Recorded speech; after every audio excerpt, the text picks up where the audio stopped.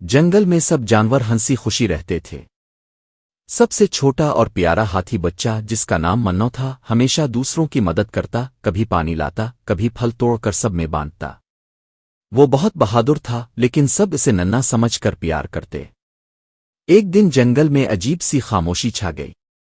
پرندے چپ تھے، بندر درختوں پر نہیں کود رہے تھے، سب ڈرے ہوئے تھے کیونکہ جنگل میں چڑیل آ گئی تھی جو رات کو بچوں کو اٹھا کر لے جاتی۔ منو نے دیکھا کہ اس کے دوست خرگوش، طوطا اور ہرن غائب ہیں۔ اس نے ڈرنے کے بجائے ان کو تلاش کرنے کا فیصلہ کیا۔ رات کو وہ آہستہ سے نکلا اور چڑیل کے پیچھے گیا۔ وہ ایک پرانی جادوئی جھونپڑی میں رہتی تھی۔ منو نے جھونپڑی کے قریب جا کر دیکھا کہ سب بچے پنجرے میں قید ہیں۔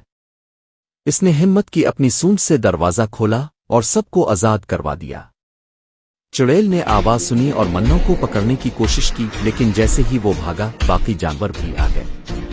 سب نے مل کر شور مچایا، روشنی کی مشلیں جلائیں اور چڑیل کو بھگا دیا۔ آخر میں جنگل کے سب جانوروں نے منو کو جنگل کا بہادر ہیرو کا لقب دیا۔ سبق: سچا دوست اور بہادر دل ہر مشکل سے جیت سکتا ہے۔